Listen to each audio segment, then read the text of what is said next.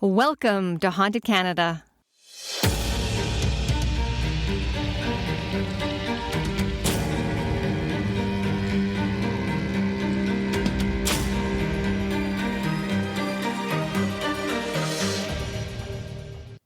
Hi everyone, this is Nadine. If you want to support the creation of this podcast, please take the time to leave a 5-star written review, share this podcast, and tell a friend. You can also support us through the link on the show notes titled Show Your Support, Buy Me a Coffee. If you have a ghost story, haunting, or true crime that you'd like for us to cover on this podcast, please email me through the website hauntedcanada.com. Also, I will be reading some listeners' ghost stories that they send to me on this podcast. So if you have any of your own ghost stories, strange encounters, or hauntings from Canada or around the world, please send them to me so I can share them with the listeners. Now, on with the show. Welcome to episode 21 of Haunted Canada, where we're going to delve into 3 more ghost stories from across Canada.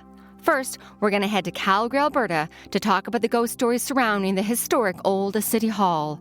Then, we're going to talk about the historic and haunted Ridley College in St. Catharines, Ontario. And then we're going to finish off by delving into the haunted Royal Ontario Museum in Toronto, Ontario.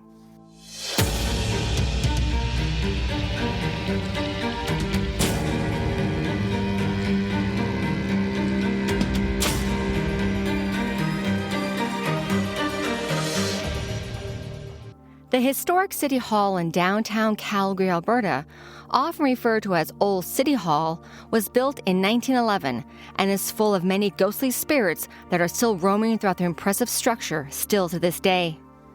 Originally, the Old City Hall was a wooden structure that was constructed on the site of the Calgary's first town hall and local jail that eventually was demolished in 1900 to make way for a more modern structure to accommodate the growing city of Calgary in the early 1900s. The new 4-story building was constructed and completed on June 26, 1911, with a steel-structured frame supporting a Pixabay sandstone exterior, which was a common building material following the Calgary fire of 1886, with the sandstone being sourced from the Bone and Oliver quarry. However, the construction was filled with controversy and delays. By the time the City Hall was completed in 1911, the initial budget had doubled, with the costs skyrocketing to $300,000. Today, the Old City Hall houses the offices of many city administrators and is designated as a National Historic Site of Canada, as well as a provincial historic resource and a municipal historic resource as well.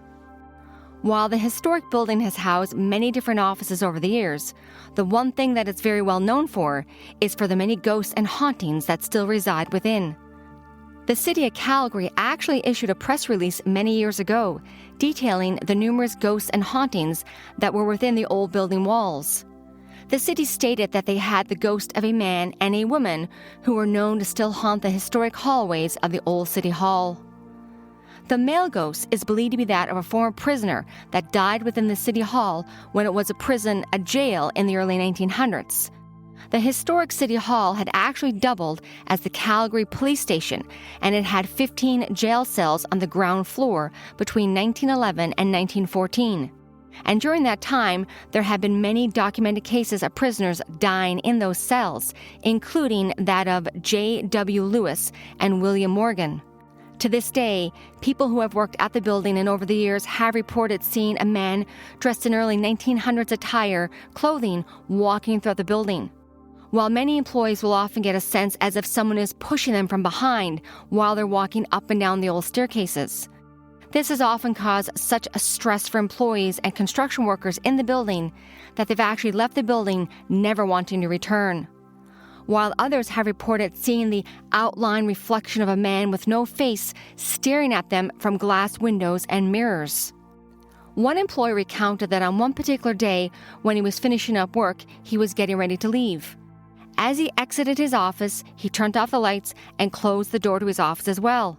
Yet when he looked back at the glass door, expecting to see his own reflection in the glass, he ended up seeing what appeared to be a man with dark hair and no face. This terrified the employee. Just as the man began to try to leave, it seemed as if there was someone or something holding him in his spot. He couldn't leave. He couldn't move. after a few moments, he was able to break free from whatever was stopping him from moving. The man was terrified and ran out of the building.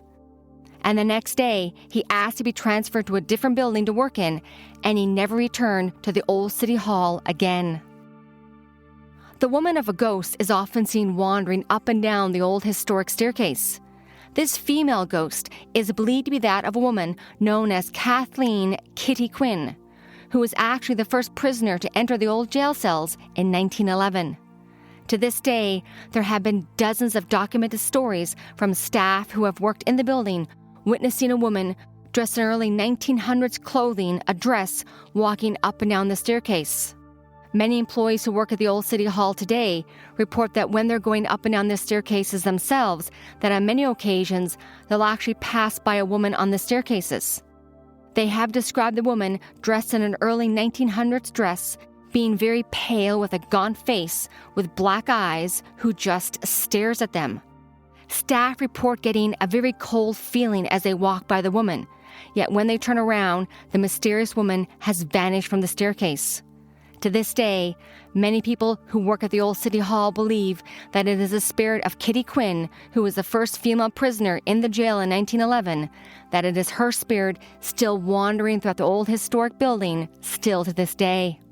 While others believe that there's another ghost roaming throughout the old city hall, known as Rudolph Engel.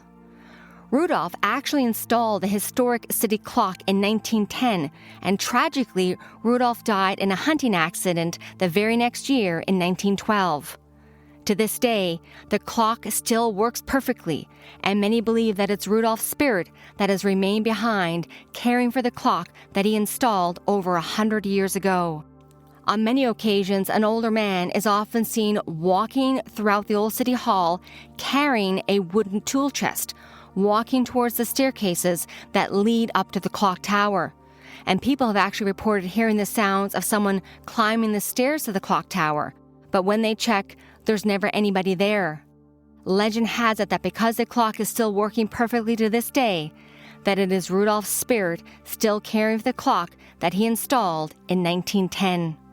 While the old city hall served as an important structure in the early 1900s, as the city of Calgary grew very quickly, it is known as a very spooky and haunted structure, with ghosts of former prisoners and Rudolph Engel still roaming throughout the historic building, still to this day.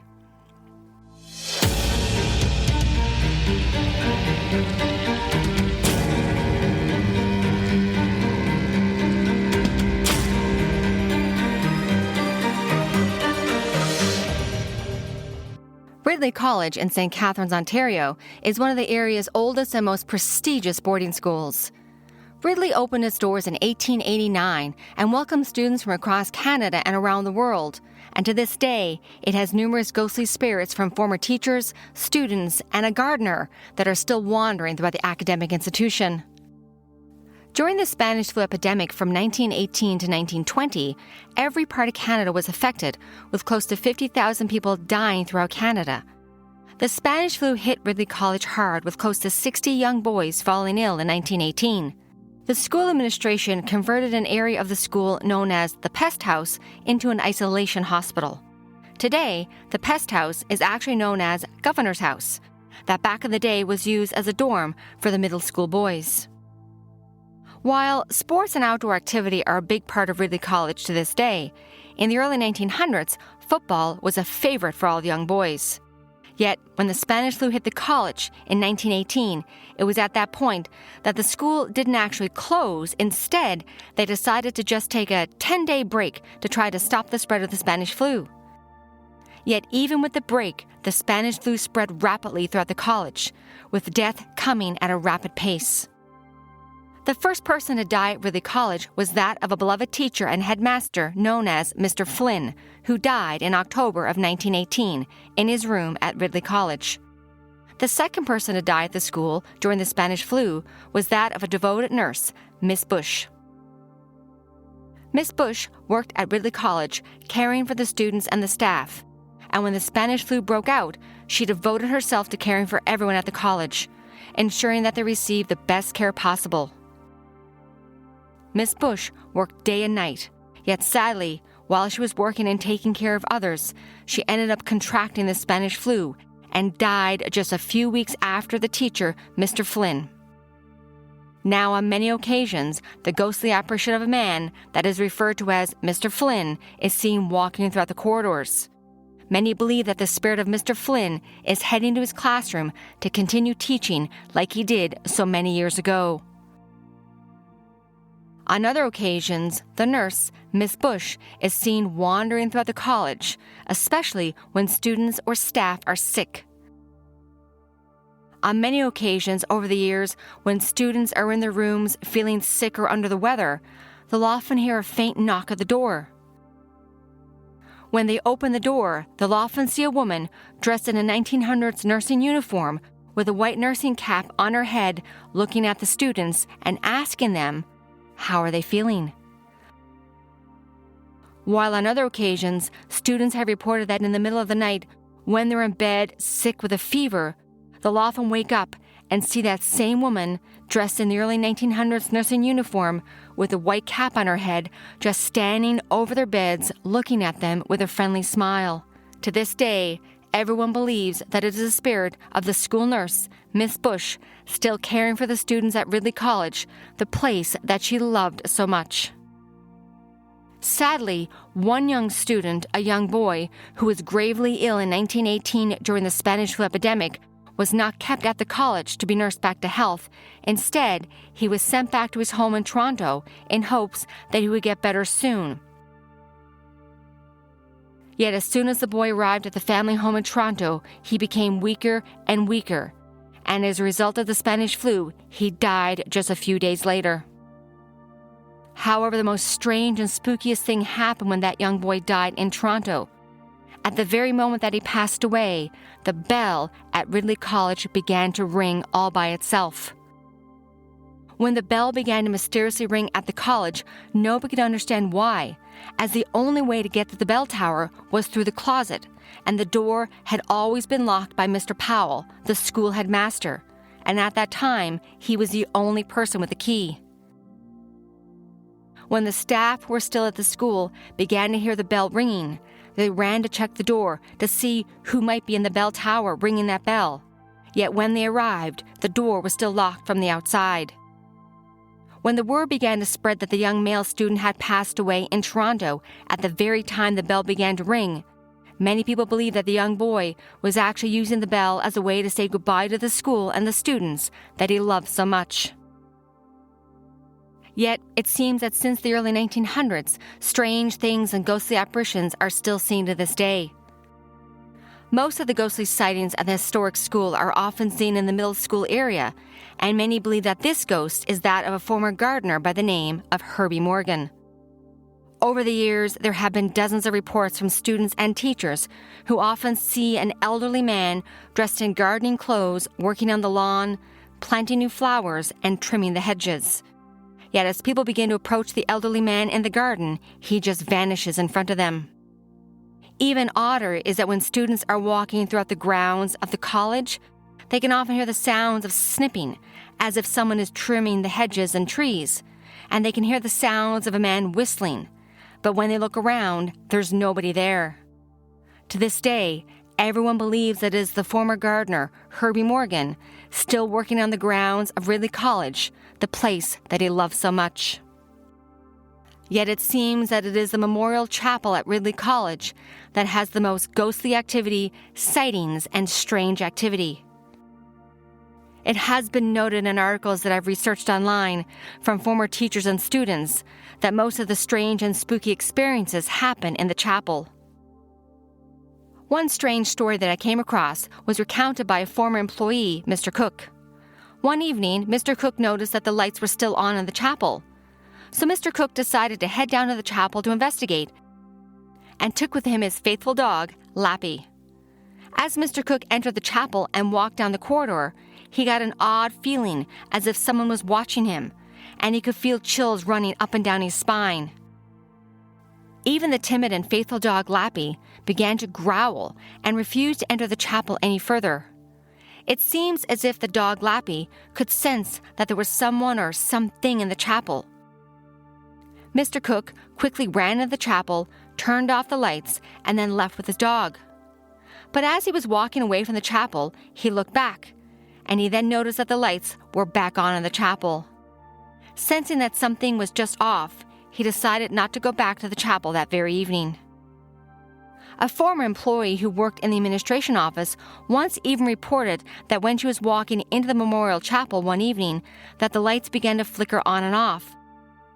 She said that as she began to walk into the chapel with the lights flickering on and off, she noticed a gray figure walking across the center of the chapel, and then it just disappeared into the wall. While on a different occasion, a male teacher was walking towards the chapel one morning just as the sun was rising off in the distance, when he noticed a strange man sitting at the entrance of the memorial chapel. The man sitting was described as a middle-aged man dressed in overalls. As the teacher got closer to the chapel, he called out to the man, saying, "Good morning." The strange man did not reply and just stood up and vanished in front of the teacher. The teacher was shocked and looked all around the chapel and inside, but he could not find any trace of the mysterious man who had just vanished in front of his eyes. Yet another strange story that was documented came from Miss Mackey, the wife of a former Ridley teacher. Miss Mackey had spent hundreds of hours volunteering at the chapel, decorating it, cleaning it, and getting it ready for services. Yet she reported that on many occasions over the years, when she was walking throughout the chapel, walking throughout the pews, that she would often get the feeling as if someone was walking directly behind her. She would often hear footsteps right behind her as well, yet when she turned around, there was nobody there. While Miss Mackey also reported that one morning while she was walking into the chapel, she noticed a young boy aged 8 or 9 sitting in the corner pew. He seemed sad with his head bowed down as she began to walk towards him. Yet as she got closer, the little boy looked up at her and then vanished in front of her eyes. While Mrs. Mackey always enjoyed her time volunteering and helping out of the chapel, she always had a sense as if there was someone or something present in the chapel while she was there. While Ridley College still operates today as a private boarding school and day university prep school located in St. Catharines, Ontario, about 20 miles from Niagara Falls, it is still known to have many ghostly spirits that are roaming throughout this historic college still to this day.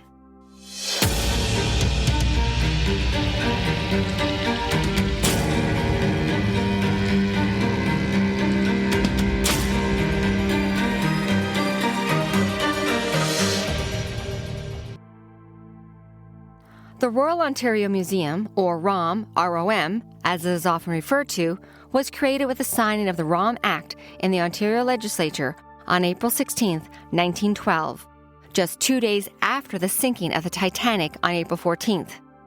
The University of Toronto and the Province of Ontario each provided half of the funding for the museum. And to this day, it is believed that there are 2 ghosts that reside within the Royal Ontario Museum.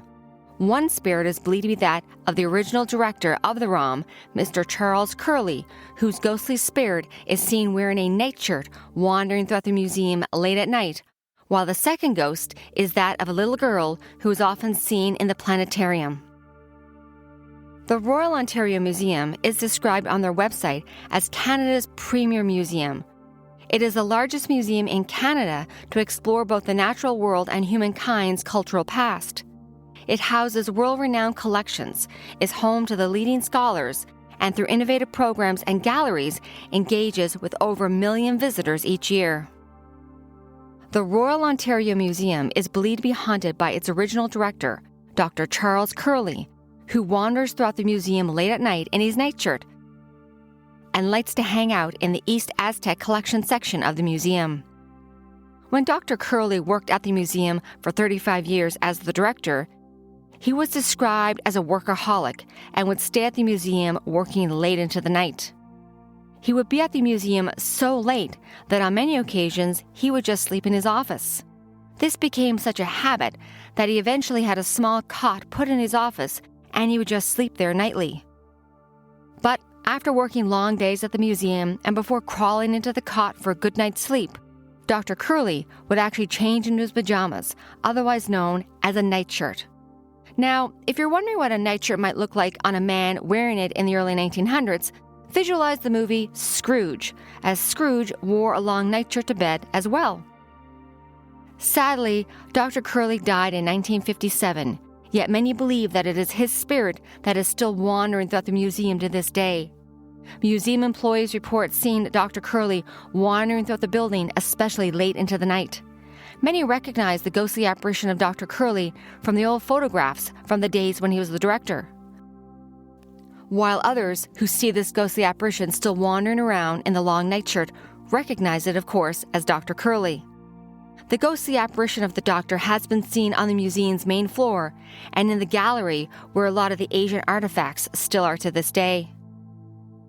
Over the years, many employees, including security guards, have heard strange things in the dead of night when they're doing their nightly rounds, from slamming doors, knocking on walls, footsteps in empty hallways, and the sounds of someone or something coughing in the empty men's washroom.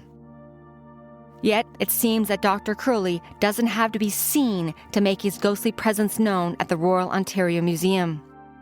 Dr. Curley was a dedicated employee working late into the night. And it seems that this dedicated work ethic has continued on with many of the current museum staff to this day. As Dr. Curley was a dedicated employee working late into the night, it seems that his dedicated work ethic has continued on to this day, with many current staff members working late into the night. Employees have reported that when they're working late at night and alone in their offices, that they can often hear the sounds of a vintage radio playing music drifting throughout the empty office and in their workspaces. Yet when the employees check the office, the area is empty, and there's no radio or television playing at that time. Most times, of course, employees ignore the music, thinking that, of course, it's late at night and maybe it's time for them to go home. Yet as soon as the employees focus back on their work and the office is quiet again, they once again can hear the sounds of a radio playing music all around them. What makes this so odd is that when Dr. Curley worked at the museum late into the night, he would often listen to a radio to help keep himself company late into the evening. People believe that Dr. Curley is still roaming throughout the Royal Ontario Museum, the place that he loved, providing support to the dedicated employees that are carrying on his work still to this day. The second ghost that resides at the Royal Ontario Museum is that of a little girl known as Celeste that is often seen wandering throughout the planetarium in the museum. Over the years, many employees and visitors have witnessed the little girl Celeste watching the planetarium shows all by herself in the McLaughlin Planetarium. While the Royal Ontario Museum is a place of art, world culture, natural history, and is one of the largest museums in North America and the largest in Canada, it is the home of two friendly ghosts, Dr. Charles Curley and Celeste, that like to roam throughout the building, making their presence known to everyone within the haunted Royal Ontario Museum. Well, everyone, that is the end of episode 21 of Haunted Canada, and I want to thank everyone for listening. Also, thank you to the show sponsor, Edmonton Ghost Tours. I'll link it in the show notes. If you'd like to support the continuation of the Haunted Canada podcast to hear more episodes, please follow the podcast, give us a like, and a 5-star written review. Also, you can follow us on our different social media platforms, or if you have a ghost story, haunting, or true crime that you would like for us to cover on this podcast or that I can read out for everyone to hear, please email us through our website, hauntedcanada.com. Have a good night, everyone, and stay haunted.